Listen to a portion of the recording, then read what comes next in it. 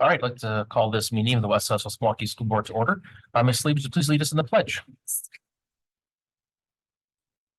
I pledge allegiance to the flag of the United States of America and to the republic for which it stands, one nation, under God, indivisible, with liberty and justice for all. Thank you. Gisette, would you please call the roll? Mr. Burns, Present. Mr. Becker. Here. Mrs. Kaiser. Here. Mr. Keller. Here. Ms. Steele. Here. Mrs. Kyle. Here. Mr. Sickich. Present. Mrs. Lee. Here. President Lee. Here. Proper notice of this meeting has been posted in accordance with the open meeting laws of the state of Wisconsin. Do we have any modifications to the agenda this evening? There are no modifications. All right, we'll move right into the superintendent's report. So we'll get started this evening with some legislative updates. Things that are on the horizon. Educated school board members and school leaders from across the state gathered in Milwaukee on last week. We had several of our own board members participate, as well as myself, with the 2024 Wisconsin State Education Convention, where our lawmakers were gathered in Madison to discuss numerous education-related bills. So in the Assembly, committees on education and local government were set aside to take action on bills ranging on topics of civics and cursive education mandates and establishing bidding thresholds for school districts and requiring boards to include the estimated accrued interest on issued bonds on the ballot with the referendum question. On the Senate side, the Committee on Education heard bills on remote proctoring of the fall exam, parental bill of rights, and a grant program for firearm detection software in our schools. So these are things that are on the horizon, in addition to funding for CTE youth apprenticeship programs. Some of our shout outs. Docky PBL High School last month, as part of Docky's All School Project. All crews, homerooms participated in volunteer day. Every student in the entire school were a part of a group of 2 crews that teamed up with the community partner to solve a real world problem for them. This all school volunteer event was far more than just being one day of community service. Groups went to organizations like Hunger Task Force of Wisconsin, Urban Ecology Center, Wisconsin Humane Society, Street Angels, and the city of West Allis. Then over the course of 3 weeks, students took the problems shared by their partner, brainstormed possible solutions, and conducted research, collaborated in smaller groups, created a presentation of learning, and delivered their pitch to the panel of experts in front of the entire school. Great job of making a positive impact on our whole community partner participating in an authentic learning experience. Tonight, we want to recognize one of our own, Miss Kaya Tinus, is a K-5 teacher at Irving Elementary School, and we have a short video that we want to show to the community to recognize her on the things that she's doing at Irving Elementary School.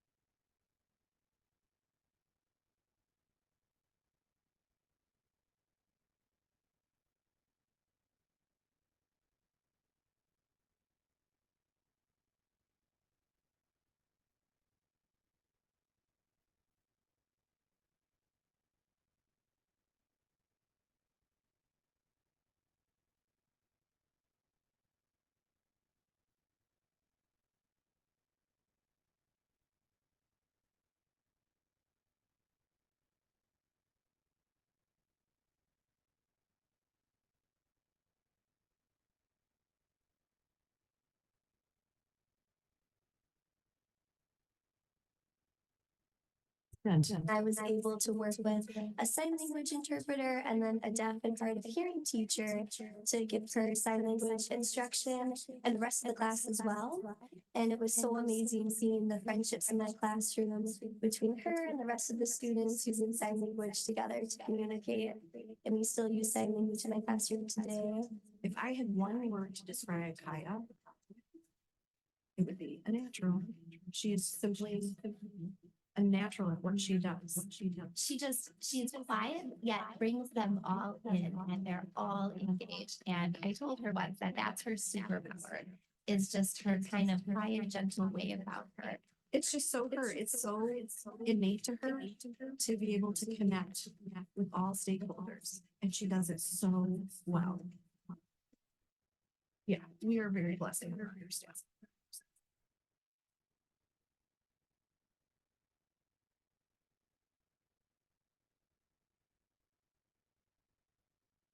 Doing such a great job every single day on behalf of our students. Also, as I stated earlier on last week, I was able to participate in the Wisconsin State Educators Convention along with several of our board members, and truly the highlight of the conference for me was witnessing the demonstrations of learning for our students and sitting with them and listening to their problems and listening to how they solve problems and how they came up with their ideas. Especially, you know, the babies, and just really trying to just get into their heads and trying to trip them up. But at the same time, hoping they'll catch it, and they were catching it left and right. They were just outstanding. So personally, I did see presentations from Franklin, Nathan Hill. I understand we had a group from Hoover there as well. I was not able to see them. But again, shout out to those students as well as to our principals and teachers for the excellent job in preparing our leading and learning department as well for the preparation for those demonstrations of learning. Last week, I did participate in the Brown Bag lunch activities referendum engagement session at Central High School. We all participated in principal calibration walks at Wilson and Frank Lloyd Wright. And so this was kind of interesting because instead of having a traditional principals meeting that we would normally have, we actually use it as an opportunity for principals to walk these specific campuses together and walk classrooms and just really push and pull on each other to learn and to see what are we looking at, what are we looking for. The principals at Wilson and Frank Lloyd Wright were tasked with coming up with problems of practice. Like, what have you really been working on as a leader, and what do you expect to see? So what are those look fors?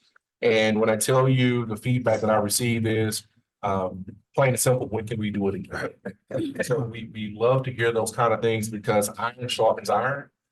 This is not to put anybody on the spot. This is really to help each other out, and the principals are really enjoying the opportunity to learn from each other.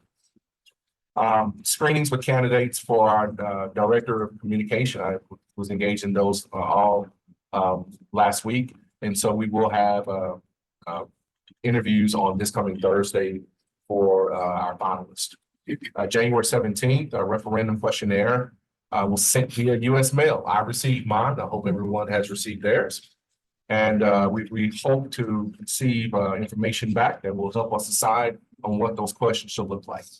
January 18th, Docky's exhibition night. It was at jail. And so shout out to Principal Gales and his team, students, for an outstanding exhibition night on last week. January 19th, PTA bingo night at Wilson Elementary. I was the guest, what we call it, drawer? I don't know what, caller. There you go, bingo caller. Thank you. Thank you. I was the guest caller. So I decided to come up with my own prize. And so I sweetened the pot a bit. I told the audience that whoever won bingo would have a pizza party on me. So if a student won, that student in their class would have a pizza party. The adult won, and their kids would have a pizza party on me. We had 3 winners. So I have 3 pizza parties. Two in K-5 and 1 3rd grade class at Wilson. I enjoyed it. And so it was also a packed event. January 19th, follow-up referendum email reminder was sent to all constituents to complete the referendum questionnaire. I understand Following that particular mail out, we had a slew of completion of the questionnaire. So we know that kind of communication works to kind of push the effort. So that's good to see. And then on today, I actually visited the West Allis Senior Center and spent about an hour and a half, Aaron and I, just really talking about the district referendum and just soliciting their support and really just bringing everybody to the table as we set the next course for our district. And lastly, January is National School Board Appreciation Month. I know in Wisconsin, we usually celebrate October as Wisconsin school boards, but January is a national month. And so I want to thank our school board members and all of our school board members across the country for their service to students, families, and communities. I specifically want to let you guys know I'm so grateful for the support that you guys have provided. I'm lucky. I talk to superintendents all the time. I talk to my colleagues, and they don't have the same experience as I have. I truly believe we are a team. We're a team where you push me and you want me to be better. And I like that challenge, and I really appreciate the support that you guys provide me on a daily basis. I did leave a small gift on your desk. It's from Story Buechner. Story has her own cookie company. Story's a senior at Central High School, and so we definitely want to support her business. And she was kind enough to provide me with the cookies tonight. And so we want to definitely give a shameless plug out for her business because we want to support our own. But at the same time, thank you, Story, for helping us with the cookie delivery today. And that concludes my report. All right, thank you very much. I'll move on to item 7, our public comments for this evening. Currently, there's no one signed up for public comments, but if anyone's here in person or in Zoom, there's a link in Zoom chat if you'd like to sign up for public comments. Real briefly, if you would like to address the board, you have 3 minutes to do so. You must start by stating your name and address. It's not a back and forth conversation, but if there's a question or comment that can be simply responded to after your comments are completed, that may be done at that time. Otherwise, any formal response will be done by the next regular school Board of Education meeting. So I'll just wait a couple of seconds in case someone came in Zoom late. Look at this before, actually.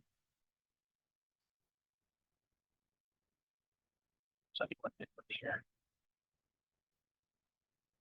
Seeing no one scrambling to get to the back of the room to sign up, and seeing no one else sign up on the list, I'll close public comments at this time. And move on to item 8, board reports for this evening, starting with 8.1, a review of the board calendar. So today is Monday, January 22nd. We have a regular Board of Education meeting. Then we have a financial stability and efficiency workshop going over our 22-23 audit. And immediately following, we have a closed session. On Monday, February 12th at 6 p.m., we have a regular Board of Education meeting. And then we have a financial stability and efficiency workshop, referendum 2024 workshop number 3, where we'll be going over the results from the questionnaire surveys that Dr. Robinson mentioned, and hopefully everyone listening to this is aware of and has been able to fill out. Then on Monday, February 19th at 6 p.m., we have a college and career readiness workshop on our guaranteed and viable curriculum, as well as our achievement gap reduction. On Monday, February 26th at 6 p.m., we have a regular Board of Education meeting. Immediately following, we have a financial stability and efficiency workshop, current pupil count, 24-25 enrollment projections, estimate revenue limit calculations, and preliminary budget projections. Moving on to 8.2, our board committee reports. Looks like we have only one this evening, 8.2.1, financial stability and efficiency. Ms. Kaiser. Hi, thank you. The Financial Stability and Efficiency Committee met on Monday, January 15th via Zoom. We have a transportation contract RFP, so return for bid 2024-25. So after the last few months, we've been working with a local bus company to negotiate renewal, both in terms of price and number of years. We're finalizing those numbers, and it'll come back to the full board in early February for review, discussion, and approval. We are working with our attorney regarding Longfellow Elementary, finalizing purchase agreements and all the paperwork that have to go through for such a project for the city and the district. We have a dependent audit. So as we know, the district uses an outside agency to do our annual financial audit. It is normal for organizations to audit other areas of their operations, such as membership, enrollment, and benefits. So this year, we've engaged with BMI, who will lead our dependent audit. The audit will be for all active staff and pre-65 retirees who use our medical insurance, and to make sure we don't have anyone on our plans who is ineligible, such as an unreported death, divorces, dependents reading 26. BMI guarantees we will find more in savings than they charge for their services. Each staff member will be asked to upload documentation for their eligible dependents in around March, so look for that information. We have finalized our projected enrollment, and we will be voting on that tonight as a board. It was open enrollment was presented on the January 8th meeting. And overall, we had a discussion about referendum, feeling that our story is being better told. We're not rushing this time into it, and we're really making sure the community understands what we're asking for. And that's my report. Thank you very much, Ms. Kaiser. Does anyone have any questions for Ms. Kaiser regarding her report? Or any suggestions for future agenda items for her committee? Seeing none, thank you very much, Ms. Kaiser. Move on to 8.3, board member reports, community events. Any events board members like to report on they attended recently? Ms. Kaiser? I was with the contingency who went to WASB last week. I felt like this year's breakout sessions were really, really well done. I was thankful enough to go to a couple of things about new special education laws and what we should be aware of as a district, new school laws that pertain to us and nationwide. I also went to a very, very good session on vaping and how to move away from suspensions and vaping and more toward restorative and cessation and quitting, and a more social worker and mental health approach to it, which I am hoping that our leadership and learning committee can start getting some work done on it, because Ms. Sage and I went together and it was a really wonderful session. All the resolutions that we as a board supported were passed. Our amendment failed, so it stayed as was. So I just want to report back on that. Did that resolution then pass or not? It passed without the amendment. There was a lot of discussion that was had in that time frame, but it did pass as it originally was written. Thank you. Anyone else have anything? Ms. Carr? I too attended the conference, and I agree with Kristen that the sessions were really worth my time. And I did attend one on artificial intelligence. And I just want to go on the record saying right now that I really think that that's going to be an up and coming thing that we as a board and as a district need to be watching, from both the students' point of view and from the teachers' point of view. This particular session was really about how teachers can use AI to their benefit. And there were some really interesting things, and I think that it's just going to explode within the next year or so. I also, on Tuesday, January 16th, I had the opportunity to join West Milwaukee Intermediate School's PTSA meeting. As a former teacher that attended many PTA meetings, I was really impressed that along with several parents, there was a teacher that was actually part of the board and the school secretary. She was there in attendance and they were both all in. You could really tell. They were extremely cohesive and productive. They ended up setting a goal to continue building community and brainstorming viable ways to do so. And it was refreshing, and it always brings me back to, when I go into the schools, it brings me back to our purpose about really helping students. And that's exactly what they were doing there. So I really enjoyed that. Does that conclude your remarks, Ms. Carr? That's it. Okay. Yes, thank you, Ms. Carr. Ms. Deal? I just a couple of things. Well, I was one of the people that went to the state education conference. Again, it was very good, very good. I always tend to lean more towards going to some of the sessions that look at social emotional learning or mental health, because that's my area that I'm interested in. And again, went to some great breakout sessions that really, it was nice. They actually had a session where students came in and talked about what makes them feel like they're part of the classroom, what's inclusive to them. And it's nice sometimes to hear their voice. Because they're the experts, right? So it was great. I also I know, not to steal your thunder or anything, Dr. Robinson, but I just want to make sure that we recognized all the students that presented there. So we had Hoover, Franklin, Wilson, FLW, and Hale all presented. And they all did a great job. It was great watching the Hoover kids were actually going out and grabbing people, and they're like, come here, come here. I wanna show you what-" None of these kids were shy No, about. not at all. They were going and It they was were wonderful. like, come and check it out. So that was like really cool and really refreshing to see. Also just wanted to give a shout out to our Hale band. I went to the concert last week. I wasn't able to go to the referendum session. Miss Stubbs, phenomenal again. She does great with our kids. And then again, the Daki exhibition night.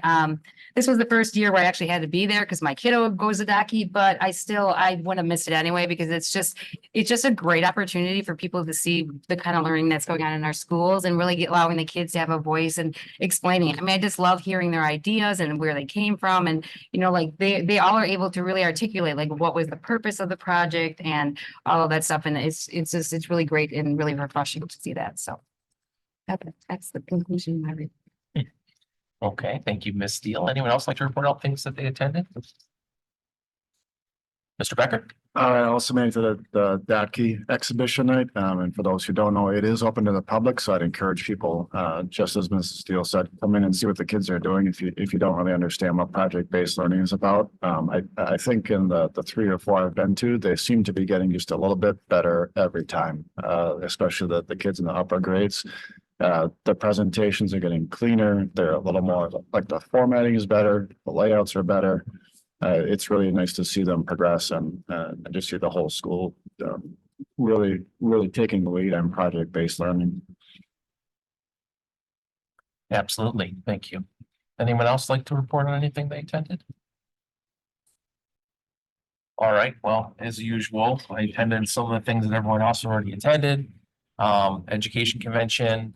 I always marvel at how outgoing our students are in that group of mainly adults that they have never seen before, very professional adults, very professionally addressed at the education convention. And it also surprises me that more districts don't take advantage of doing that. Like even districts like MPS don't have tables there where they can kind of showcase what they're doing. There's a couple of districts there, but not the ones you would expect, especially when it's such a short drive to go there. So not only do I want to commend the students, but I want to commend the planning that goes into that from the staff at each of the schools, as well as administration to ensure that we have a space there that we can showcase what we're doing in our district. And there's always people coming by and asking questions, teachers and administrators about, what they learned and asking, where is this school? Where exactly is this? And so I think it's just a great way to showcase what we're doing in our district. And so I'm glad that we take advantage of it. And I hope we do continue to do so as we move forward in the years. I was also able to attend the Duckies exhibition night. The breadth of different projects they do at that school is amazing to me. And it's crazy to think all the different specific projects that they do, which are not related to each other in topic at all, but are related to each other in the content and the goals that they're trying to achieve. And so it's always really interesting as you walk through from different rooms that they kind of have themed, health and science related ones or art related ones or, sports related ones that to see how there is a theme running through about the things that they're trying to learn and how they're demonstrating that learning. So I do also would echo encouraging, especially community members who don't have students in our schools to go and go to either that exhibition night or any other, other schools also have exhibition nights as well.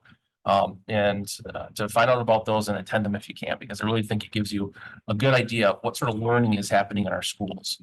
Because it's not the same learning that happened when I was in school. And I think that's a good thing. It's a good thing.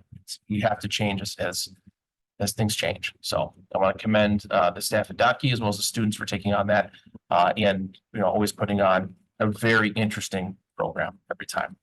And they have another one coming up in June. So they always have 2 a year. So mark that on your calendar. Let's see, was there something else? Oh, referendum session. So I did attend the last referendum session at Central. It was very well attended. So thank you for those of you who came out to learn about a referendum. It was a slightly different format than the first one. So I know there were a couple people who came to the one at the Recreation Center, and then the one at Central was a little bit different. There was some teacher presenters that came up and to talk a little bit, and like the process was a little bit different. So, but again, very well attended. It was our last one before we have the questionnaire. So everyone should have the questionnaire now in their mailboxes.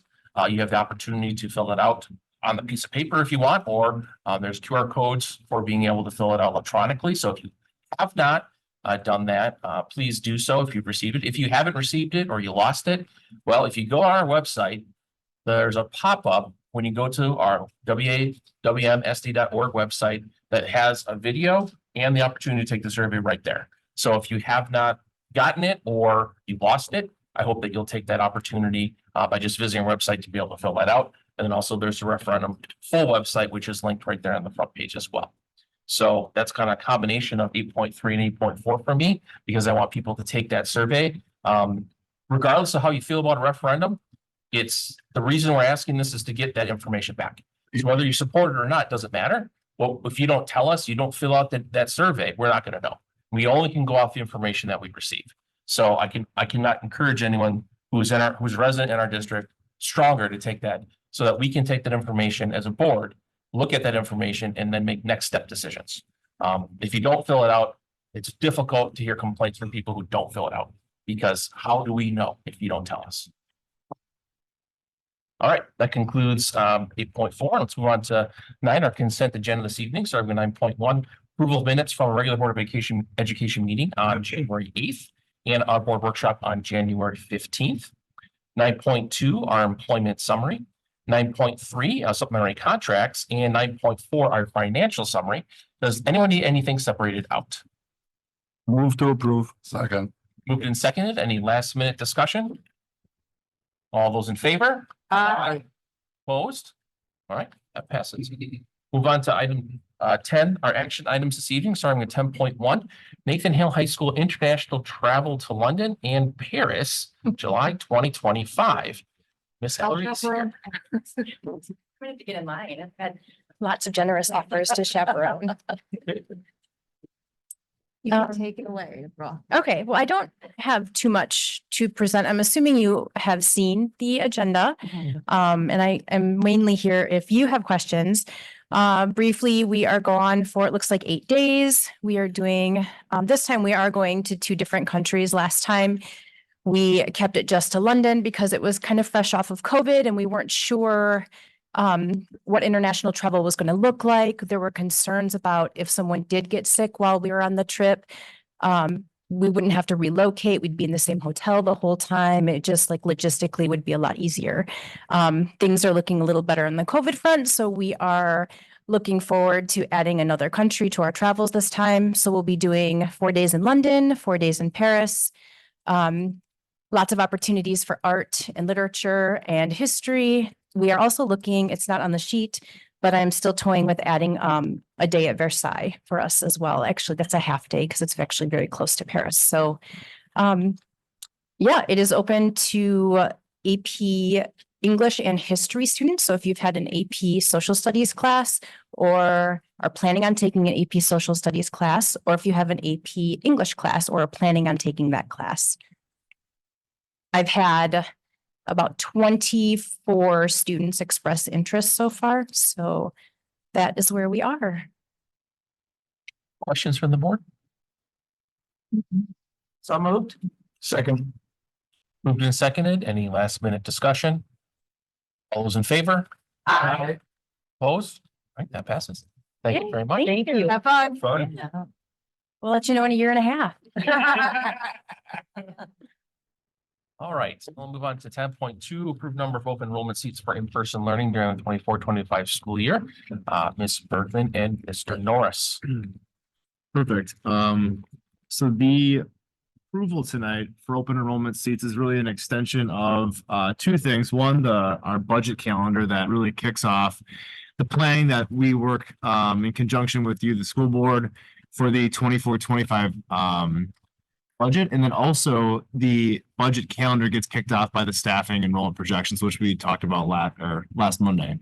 So you know, initially the work, and I'll give Connie's team a lot of credit, they do a ton of work projecting enrollment. Historically, it's been the best way for us to project and predict our staffing and our enrollment by school, which really is the biggest piece of the budget that we look at every year, staffing, salaries and benefits. So big thank you, Connie, to you and your team for the work you guys do on that. It's endless hours of time. So very, very much appreciative of that. All that said, I will turn over to Connie and Laura here to answer any questions that you, the board, have. And Connie will go through kind of how the regular education seats are calculated, and Laura will also speak specifically to special education seats. So Connie? So we went through the presentation at our last get together when we met. And so I just want to kind of break down the numbers of what we're looking at for regular ed in-person seats for the 24-25 school year. This year, what we're hoping to approve is that K4 through 5, we would approve 72 seats. 66 of those seats would be K4 through 2nd grade, and then just 6 seats through 3rd through 5th. We would then ask to approve 41 seats, 6th through 8th grade, and 20 seats, 9th through 12th. Keeping in mind that 37 of those students are already in district on tuition waivers. So that means that they are already our students and may have moved out of the district or are in a pocket of a district that have filled out a waiver because they are no longer part of our district. So that's 37 students. So currently that brings us to 133 students in our district that we're asking for you to approve this evening.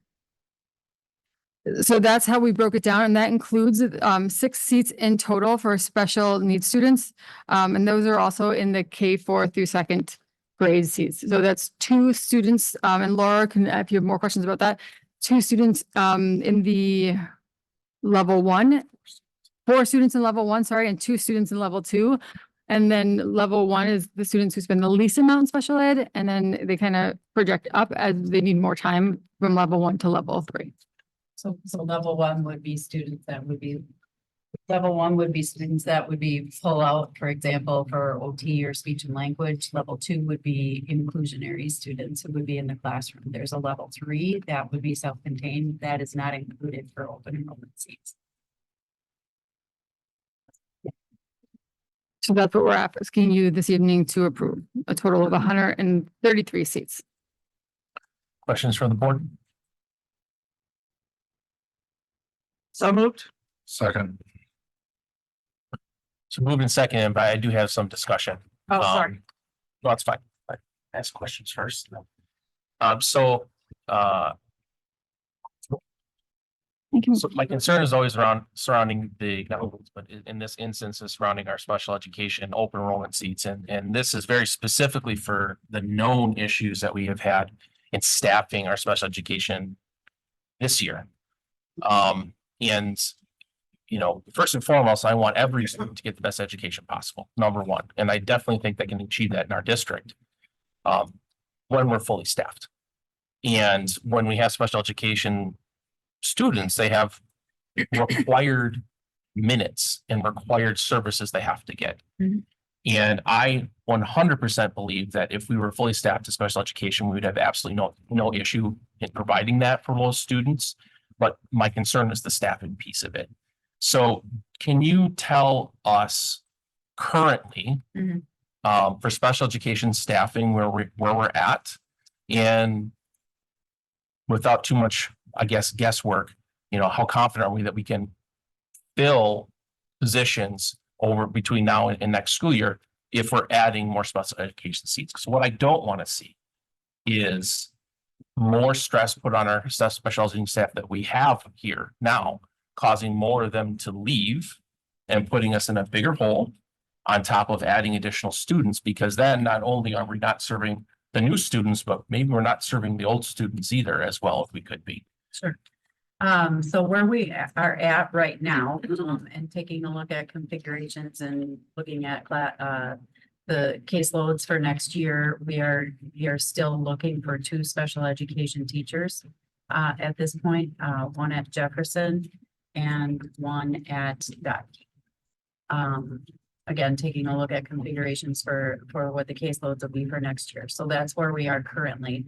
The 6 students that we're talking about for the special education being in those level 1 and 2, that would be, since it's 4K through 2nd grade, that would be spread out over 9 schools. So we're feeling pretty confident that unless like all 6 students happen to be in one school situation, which is very unlikely, that the 1 or maybe even 2 here and there that would be included in those caseloads isn't going to be like, and then that's another teacher or another area that we don't have enough to supply for that.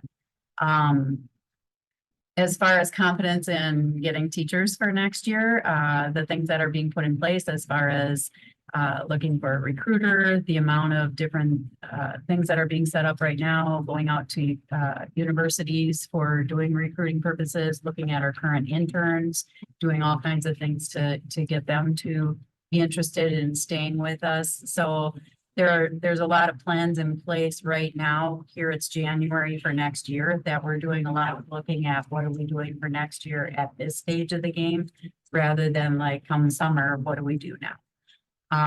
So I'm hopeful that we're gonna be able to do better with staffing for next year. It is a shortage across state and country for special education teachers, so I'm not gonna, I can't guarantee anything, but I feel like we're in a better space as far as like what our plans and preparations are for keeping people, finding new people, bringing in more interns that continue to want to stay with us and be with us. And of course, the referendum and all of that piece is going to be helpful with attracting people as well.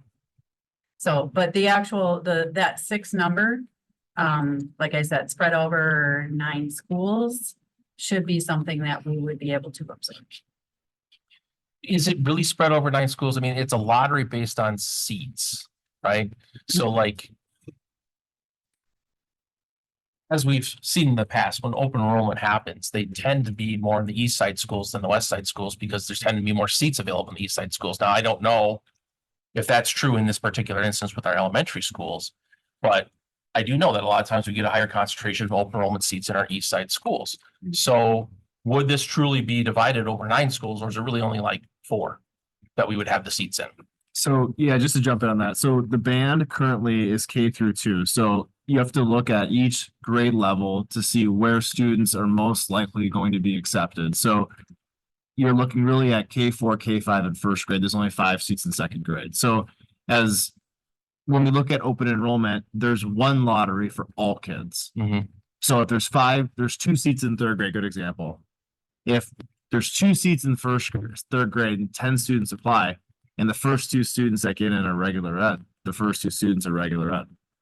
Now, if there's 2 seats available and 1 student gets in that's regular ed, and the second student lottery is special ed, then we go, are there any seats available for a student in 3rd through 5th? No, there's not currently. So then the next student waiting list 3 would get in if that student. So it kind of goes to the cycle. And then it gets broken down by school into where's the percent to 92 at each grade level by school. So it really is uniform across all schools. There are exceptions, obviously, given like Walker is a school that's very full. So like that school likely will have 0 seats. That calculation by school gets done in late February. So it generally is spread out. We try to keep a cap of 10% of every school or less open enroll as to not create pockets, because that's been a problem in the past. So we've tried to create that informal rule. And generally, the only time you see increases in open enrollment at certain schools is when the school's overstaffed.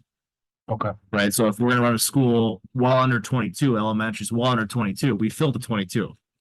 So if a school has a low student teacher ratio, they should expect more open enrollment kids. If they're staffed, like Wilson is staffed close to 22 this year, I wouldn't expect any of Wilson.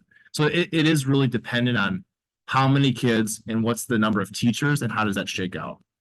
And the 6 is based on the 92% having it be equal to the regular education students. We did have a conversation around this would be the timing for next year. If we want to take a look at, what percents we'd be looking at for open enrollment, we could take a look at that. But at this point, to have it be different than what we're doing with regular education students, it should be equivalent. Okay. I appreciate that explanation. I do think that, you know, something that probably has been taken into account in the past, just because it wasn't an issue until recently, Yeah, is the staffing. ability Yeah. to staff, you Yeah, know, like for that's sure. a huge factor in the ability to educate students is the Mhm. ability to staff. And we're talking about special education, but we could maybe extrapolate this to other teaching positions as well, or classes that we can offer, you know, foreign languages being one of them. Like, Mhm. can we find a German teacher? Can we find a Mhm. French Yeah. teacher to be able to actually have this class and staff it to that? So, Yeah. I mean, I think, I don't know what's out there as far as being able to do that. And I leave, yeah, I would encourage, you know, our administration to look into what would be the best practice, what would be fair, but at the end of the day, you know, wishes and dreams aren't going to be helpful if we can't get someone to fill the seat Mhm. and fill the position to teach the kids. And that's at the end of the day is what we want to do. We Yes. want to teach this to kids. Mhm. But you know, if we can't fill that position, I would rather see that student go somewhere that can, so they can get the services that they need and they can be successful in their life. You know, I hope it could be here. Mhm. I really do. But I don't want to set ourselves up for failure by taking on more than we can actually provide because we weren't able to fill those positions. So I'm glad to hear that we have some plans in place to try and hopefully get some things down before next year comes. Correct. And that we're looking at maybe modifying what the formula looks at for our open enrollment positions moving forward so that we can ensure we're not over promising and overworking the staff that we do have. Yeah, Absolutely. yeah, I think now's the time to have those conversations for moving forward. Right. Thank you. Mhm. Any other, we have a motion and a second already on this. So any other comments or questions? Right, all those in favor? Aye. Opposed? That passes. Thank you very much. Thank you. On to 10.3, approval of number of virtual open enrollment seats for the 24-25 school year. Ms. Barrage and Mr. Norris, or, Just gonna hang. okay. Alonso will be leading the discussion. Just gonna hang. Well, this conversation is a nice follow-up to what we just talked about. This is just to approve open enrollment seats for our virtual academy. And so you have it in front of you, and this is done with the same calculation that we used with our regular education that Aaron just went through. And we met with Devin, the school leader, as well as Connie, and talked as a team about what we would recommend moving forward. And the numbers we are recommending are to get our intermediate and high school at full capacity. So that's why you see the numbers are heavier in the secondary. And with this also, there is doing the calculation we use, there won't be any seats available for special education. So those are like two things just kind of to note about these numbers. Are there any questions for what we're proposing for open enrollment for DLBA? Questions from the board? Move to approve. Second. Moved and seconded. Just remind me, what is our goal for DLB as far as like enrollment? Yeah, well, currently, the goal would be that our secondary would be completely maxed out. Right now, our elementary is not maxed out, but we also have, due to staffing, we're only able to, like this year, we've had to actually outsource some of that teaching to other agencies because we haven't had staffing to support all the students. And that's what happens when you're like enrolling students virtually up and through the semester. So we're trying to like right size right now with the staffing that we currently have. So right now we have 7 full-time staff. The vision, like the long-term vision of where we're going, we've had different discussions on. So I can't necessarily say like, but right now, this would get us at a good place where we're like at full capacity. You have the staffing to support this and have the support for our secondary students that they need, as well as we have enough special education support for the students that we currently have enrolled. But like these conversations around where are we heading? I mean, that's a larger conversation we've been having with Devin around like, is there a number, or ideally, do we have more students at secondary than elementary? Like those are conversations we're having now. So what's 250, what's the total number that we're looking at for all of DLBA? Like, what's the goal? I understand Well, what this is, over. yeah, it would be, How many students do we have? How many would this give us? And how many staff do we actually need to be where we need to be for our students? Yeah. Yeah. I had to pull up the projection, but I think their projection next year is just like 150. 150. Okay. Yeah. The challenge in elementary is that, across K4 to 5th is a wide range. Sure. And so similar to how we staff Mhm. sections, you need to hit a certain number of students in a section to run a section. Mhm. And so they haven't had the numbers for someone to teach, a K4 through 5th grade section would be unrealistic. Mhm. It's And just so- far too many preps for one teacher. Trying to be, doing. yeah, so when families look to inquire about, is there a kindergarten seat, the answer is no, because there's not enough students to staff a grade level that low. Now, if we had 15, now that Mhm. conversation, right? So that's been some of the challenges. But 150, like if we hit these numbers, that would be, she's about to max out, or I think did like this past week, finish enrollment for second semester. So we are at the max, but with the number of students that are graduating, this is where this number gets pulled from. We have that many seniors that are leaving and we'll have this many seats available to be at our like max capacity. But more long-term, we need to think about like, what is the vision for that? Because at the elementary, it is challenging to staff, to say the least. And So- like across the state, there's just not a huge like desire appetite for families looking for elementary options for virtual. There just isn't. I think 5th grade maybe is like the only anomaly there. 5th grade maybe starts to open the window a little bit. Mhm. So the one good thing at least is where we're kind of going, the conversations at least are that, 150 is kind of a soft number, hopefully long term. We're like, if 5 more families want to opt in, we can certainly be flexible enough to be able to, we can add a teacher at semester coming up, like there should be some flexibility with that. So hopefully in the future, we can look to be able to buffer that when families inquire, if we were to reach 150, is it closed and shut? No, hopefully the answer is no, because families then look other places for those things. So it's Mhm. trying to be flexible, to be able to get to the section number to add another staff, things like that. So. Are we looking for staff as well to add to DLVA at this point, or with the 7 that we have, is that we're good? Currently, I believe we're looking to add it. Mhm. Okay. Sorry, I just had a lot of questions, about enrollment, I guess. All right. I will say also with enrollment, we have time periods where we do not enroll any kids after a certain date. That's allowed for us to really be consistent and cut off the imbalance of classes where you have too many in one grade and not enough in another. So we've been doing that starting this year, and that's kind of led to a more stable environment as far as being able to manage students that are there. Yeah, Mhm. I just pulled up their projected enrollment next year has 11 kids from K4 to 5th grade with none in 5th grade. Yeah. So it's just, it's difficult to do a section like that and get, and be realistic about what that's gonna look like. So I think that's where Alyssa, not to speak for you, we're referencing No. sourcing some of these options to provide the students with a realistic education if for a virtual option. Mhm. Mhm. Do we have a motion and second? We did, okay. Motion and second. Any other questions? All those in favor? Aye. Opposed? All right, that passes. Thank you very much. Thank you. We'll move right into our workshop this evening. Minute set up, okay. All right, let's just take a quick 5-minute recess and we'll move into our workshop. All right, welcome back, everyone. Back from our short recess. We can go into our workshop this evening, talking about our author review for the 22-23 school year. So, Mr. Norris, take it away. Perfect. Thank you so much.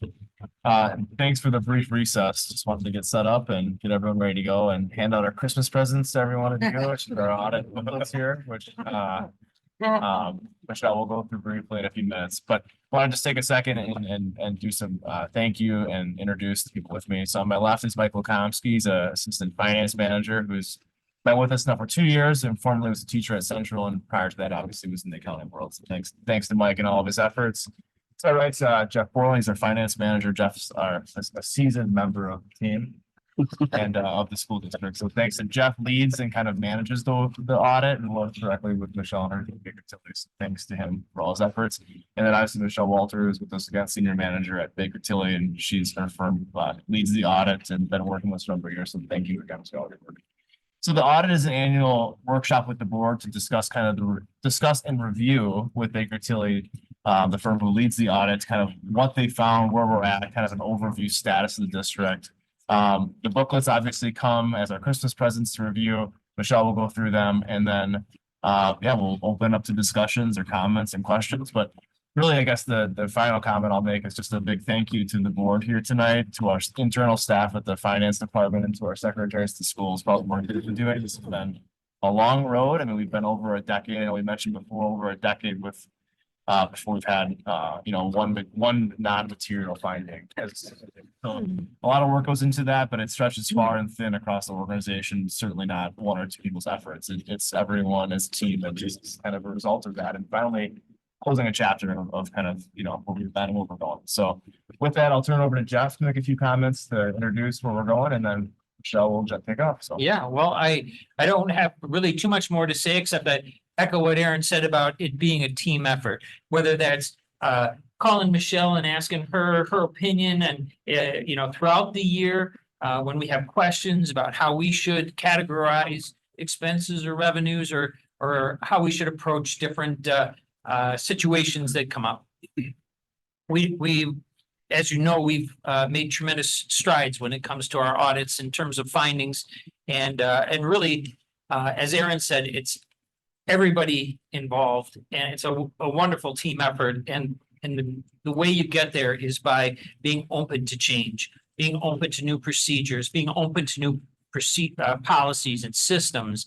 And without that openness from the staff at large, this would never happen.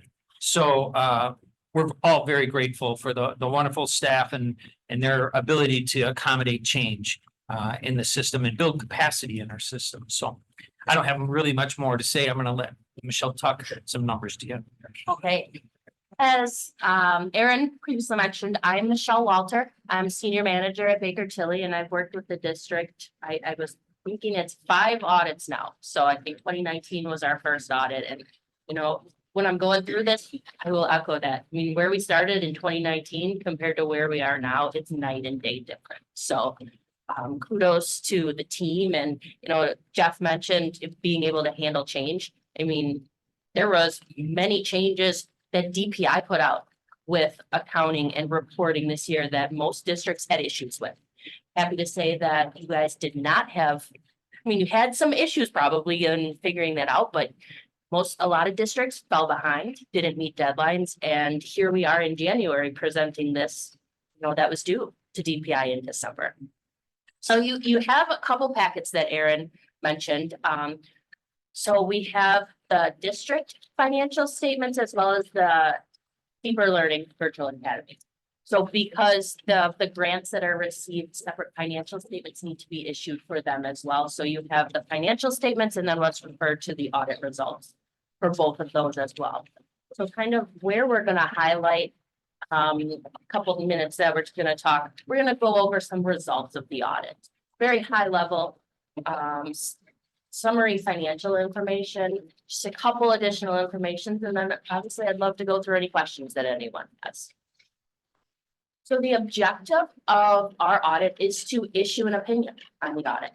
And I'm happy to say that for 2023, for both DLVA and the district, we were able to issue an unmodified opinion.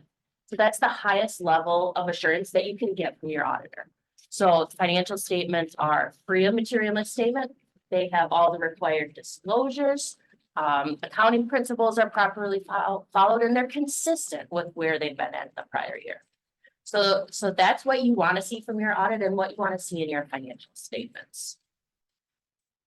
Other than the opinion that gets issued, I mentioned there's a couple other reports. I mean, the audit reporting and insights document is a lot of verbiage. You're not going to find financial statement numbers in there, but that's where we outline the approach for the audit. What are the responsibilities from your auditor, as well as what's management's responsibilities?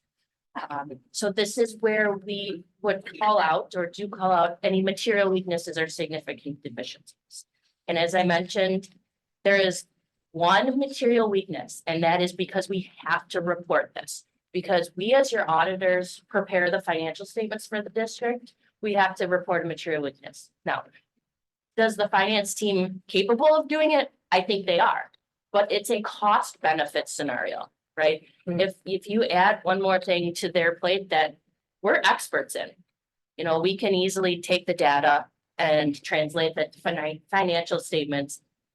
The benefit outweighs the cost. So this material weakness is not uncommon, definitely for school districts in Wisconsin, and it's not a negative mark on the district, but it's one that has to be reported. But that is the only comment, significant deficiency or material weakness we have this year. So great strides from where we were 5 years ago, where there was multiple. I will also point out here, I think this might be the first year that we did not have any material journal entries as part of the audit. So that means no material changes to the trial balances or to the numbers that were originally provided by the district. So that is, once again, very positive, moving in that direction, and once again, shows very capable of the staff to keep accounting records. And just to speak to that, so journal entries are obviously a common practice used in finance departments, and really what they are to like recode expenses essentially. So Jeff, Mike do them daily amongst one another, reclassing dollars that should have been coded to a grant, that a budget was submitted. So these things happen. And maybe you could just expand on like what would qualify something as a material journal entry to like distinguish the difference maybe. Yeah, and so if there's something, so we calculate materiality as a threshold every year for each specific fund of the financial statement. So general fund, special education fund, capital projects fund. So they all have different levels of a dollar amount that makes it be, okay, this warrants being material in the respect that if it was missed, something very important would be missed and you would mislead the readers. So that dollar amount is what triggers that. And like I said, nothing was close to material this year. And to me, as a general practice, we look to avoid journal entries because it says like, oh, this should have been coded someplace else. Like it lends itself to an error. I don't think the general financial world views them as errors. It just views them as like, it's normal. It's like a way of doing business. But when something material happens, we're like, oh, a few $100,000 should have been coded here. It lends itself to be like, well, why'd that happen? So not having large journal entries, especially at year end, are something we look to try not to do, obviously. So, yeah, I'm glad to hear that as well. That's great. And kind of piggybacking off of that, you know, at year end, there is journal entries that need to be made that you can't avoid. So it's things like, okay, booking accounts payable back to the prior fiscal year. And so you're getting those expenses in.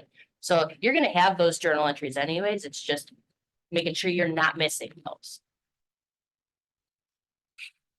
The second part of this audit results document is the required communications we have to have as your auditors. So we have to communicate with management and the board any changes in accounting policies during the year. And there were none for the district, although there was a new accounting standard that we had to assess with the team, and we were able to work through that and determine it was not significant enough to change the accounting policies to record this. We have to disclose any estimates that are included in the financial statements. So there's estimates related to depreciation or OPEB and pension amounts.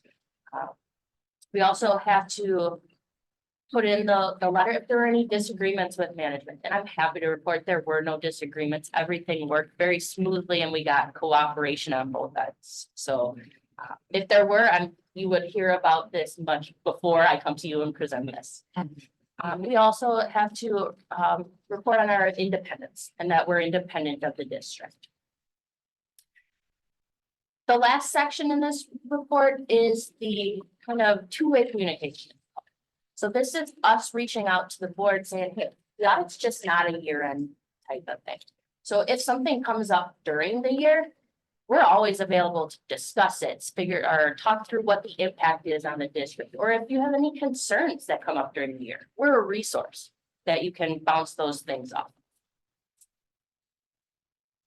The next report, which is included in the financial statements themselves, is the single audit report. And so if you have your financial statements in front of you, this is on page 62 of that document. And really, this is a summary of the federal and state grants that the district has. And so because the district expended over $750,000 during the year, we had to do compliance work on these grants. And like Aaron mentioned, there were no compliance findings in fiscal year 2023. There's one finding noted, but that's because we have the material weakness for the financial statements. But for reference, in fiscal year 2022, there were 2 compliance findings, mostly related to transportation type items, but those have all been cleared up during the year. So all the programs that we looked at, district was fully in compliance. I touched on Fit Deeper Learning Virtual Academy and the separate financial statements there to appease DPI's needs based on that grant program. So it's similar process is followed with these, the district tracks the financial information and we compile them into the financial statements. Overall, we're going to move to some financial information, very high level. I know there's a lot of information within the financial statements themselves. But when we look at the general fund, so the main operating fund of the district, the budget to actual schedules are detailed out on page 52 of your financial statements if you wanted to take a look. But overall, the district budgeted to add $3.9 million in fund balance to the general fund. At the end of the year, it actually ended up using about $612,000 of fund balance, so ending the year at about $35 million. Now, this wasn't completely unplanned, and I'm sure that you have heard about this in the past, but the revenues came in over budget mostly due to increased state federal funding with the ESSER programs. And then the expenditures came in at 122 million versus a budget of 113 million. The main difference here is there's a significant transfer to the long-term capital trust fund at year end that was approved of about 3.5 million. So that's where that shift from planning to add fund balance to using fund balance were pretty much key. And what Michelle's referring to essentially is our ESSER goals were around fiscal stability, one of the main building blocks. So using ESSER funds for ESSER 2, which ended this past year, right? Correct. As to supplant our budget and then taking the dollars freed up in Fund 10 and then using them for long-term fiscal stability through our capital improvement, which is the Fund 46 account. So that's really that was the objective there. So that difference isn't like gone, it's just in 46. Does that make sense? Yeah. So. So I mentioned at the end of the year, there's about $35 million in fund balance. Now, all of this amount isn't able for the district to just spend as they want. There's a portion that's non-spendable, which is about $450,000. That's your prepaid amounts. Cash has gone out the door, but the expense is not sitting in the general fund yet. There's about 718,000 that's restricted, and this is your carryover of grant monies. So you have amounts to spend for a specific purpose. And that would be AGR. That's the carryover. So when Michelle referenced the $600,000 expense difference, that's us spending down dollars from AGR that's carryover. That's obligated for us to spend down. Just a reference. I'll kind of hit on a few as you go through. The committed, there's about 5.7 million that is committed, and this is 3.3 million for retiree benefits, and then 2.75 million for the compensation model. And these are amounts that the board has said we are earmarking. You've passed a resolution that says, put this money aside.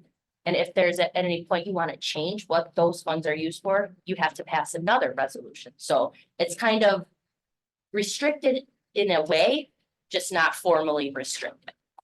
And just to speak to that again, so if you can recall that 2 years ago, the board committed $7 million to the OPEB redevelopment, and we only needed, I believe, 4 million for that at this point. So we said the difference that we were able to kind of resolve through fiscal stability through ESSER, we thought to earmark the $2.7 million for the future redevelopment account model and leave the remaining $3 million to help us get through. Now, we may not need that $3 million for that, because we have a balance in our OPEB 73 trust still that we believe is pretty healthy and sustainable.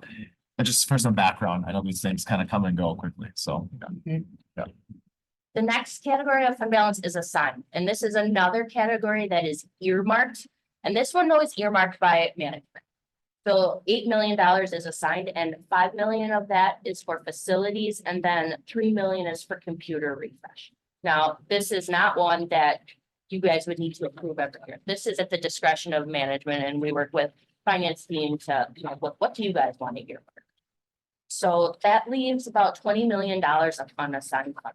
So this is the funds that can be used, as needed in the general fund. And that assigned bucket is about 17% of your 2024 budgeted expenses. So it's a good general fund balance. And when you combine it with the $8 million in the assigned, that can be moved as it's needed. It's a healthy fund balance position in the general.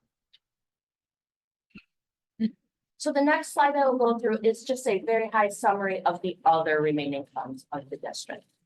So the special education fund, this is a fund that always has to carry no fund balance. So at the end of the year, 18 million of revenues and expenditures make that zero fund balance. The general fund had to pay the remaining balance to zero that out. The capital projects fund increased fund balance about 1.9 million during the year up to 19.8 million. That would be our 46 account and our 49. That's combined. All 40s are considered capital funds, project funds. So with the project going on 93rd Street, that's where the dollars are being spent from, specifically 49 and 46. Yep. And so all of these funds are either restricted or committed, depending on if it's in Fund 46, it's restricted. If it's in Fund 49. And the difference there again, we're kind of tagging you now, Yep, sorry. you're- So 46, the reason the difference for restricted and committed, 46, the moment the dollars are deposited, we receive aid that year. 49, you receive aid when you spend. So it's committed, but can be uncommitted. It's a little tricky to do that, but you can do that because you haven't received aid. So it's a little bit, I found that out. So, And as long as you're spending it on capital projects, you're using it for a valid purpose. So if you're doing it to fund operations, well, then you have somewhat of an issue there, but. Community service fund is the next fund, and this one increased fund balance about $1 million. So ended the year at about 5.7 million, all restricted for those community service purposes. The debt service fund is next, and you'll see this fund decreased fund balance by about $3.4 million and down to about 199,000. That is not unusual. You may say, well, holy cow, we were at $3 million and now we're down to like 200,000.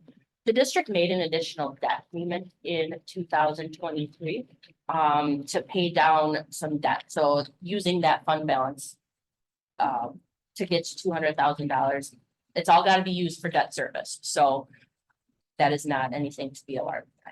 if you can recall, we defeased our debt last year. Yep. The far right column is the non-major funds. These are detailed out on page 59 and 60 of the financial statement, but this is DLVA, food service, and the gift fund. So at the end of the year, these funds had about $5.3 million in fund balance. And the reason that they're labeled as non-major funds is because the dollar amounts in these funds are not significant. So they all get combined and detailed out in the back. That is the only difference in referring to them as major. So as far as some other information in the financial statements, the district has ability to borrow 10% of equalized value, and you got a lot of wiggle room to be able to work with that. So ability to borrow about 648 million, and you're at 5%. So I know at some. Look at that. There's a lot of capacity, but I know where the district sits now, things are looking good. If you can recall that the reason why there is some debt still is not, it's all 38 debt, but remember energy efficiency still hasn't fallen off, and that is considered 38 debt, but acts as 39 debt, meaning that it's a levy from the community directly for that. So our non-energy efficiency debt, I believe it's 199,000, like the last payment. I have to ask these gentlemen, either we just pay that or it's a spring. April, yeah. So we're nearly completed with our non-energy efficient 38 debt. We'll be done, which is great news. So, Yeah. I mean, the current debt structure is going through 2027 and then everything is paid off, so. There's also some liabilities that are included in the financial statements related to pension and OPEB for both retiree health and retiree. These numbers take up a great deal of pages within your financial statements. based on some standards that he had to be put out recently. But it is not something that you need to look at as this is a true liability on your books. This is something that the state, allocated these liabilities to districts and they made you put them on your government-wide statements. So this isn't in your general fund. It's not in special ed capital projects. So it's a number in the financial statement that not a lot of people look at those statements. So that's on page 13 or 12 and 13, which is just a very summarized version of your fund statements. But put the pages on there between 37 and 46 if you need some information, light reading. Very, very interesting. But that is all the information I have put together, but I'd be happy to go through any questions you may have. Questions from the board? I just want to say I'm really proud of all the work that's been happening since basically 2019 if before. And that's just, it's remarkable where we're at. And I just hope people understand like what a lot of work, a lot of people have put into this. So we are in, the only audit finding basically we have to use an outside agency. That's pretty significant. Any words of wisdom and how we can keep our findings at zero? Anything that you can tell us that we could do? Like, is there something coming down the pike where we changes or anything that we would need to do as a district? Yeah, and I would say, as far as changes that are coming down the pipeline with new standards, I think we hit that point where we got through a couple of the big ones. So now we can kind of breathe a little.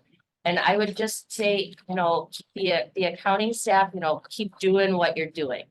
If something were to happen and there's turnover or anything, just make sure you're set up to be able to transfer some knowledge. And I think that what you guys have going on is working. So. Thank you. Other questions?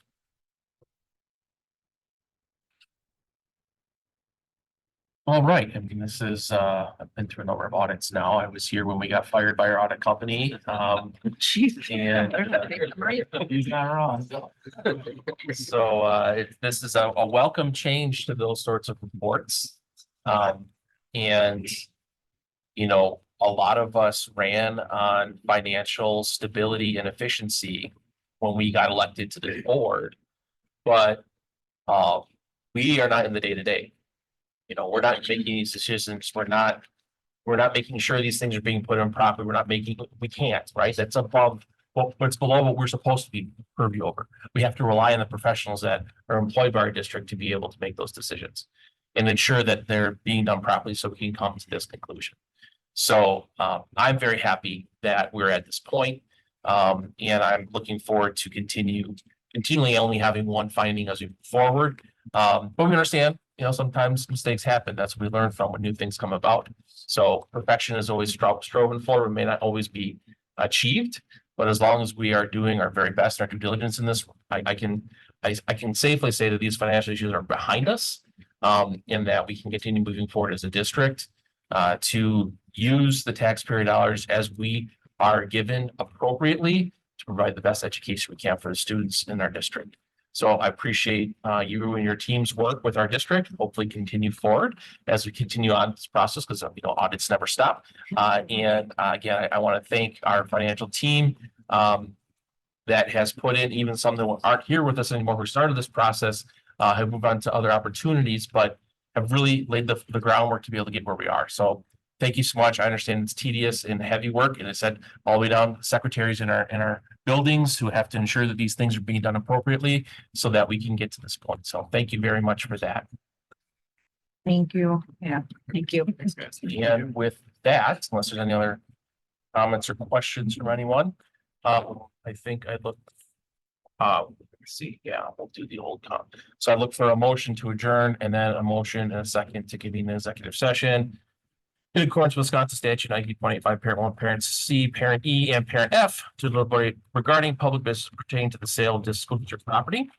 The deliberations require an executive session because they will address bargaining related to the sale of the school district property. The board will also meet to discuss a personal matter, which if discussed in public, would likely have a substantial adverse effect upon the reputation of any person referred to in such discussion. and to consider employment or performance evaluation data over which the board has jurisdiction. So move. Second. Can I get roll call, please, Suzette? Yes. Mrs. Lee. Yes. Mrs. Kaiser. Yes. Mr. Sickett. Yes. Mr. Burns. Yes. Mrs. Carr. Yes. Mr. Keller. Yes. Mr. Becker. Yes. Ms. Seal. Yes. President Lee. Yes, all right, we'll take a 5-minute recess so we can put the room.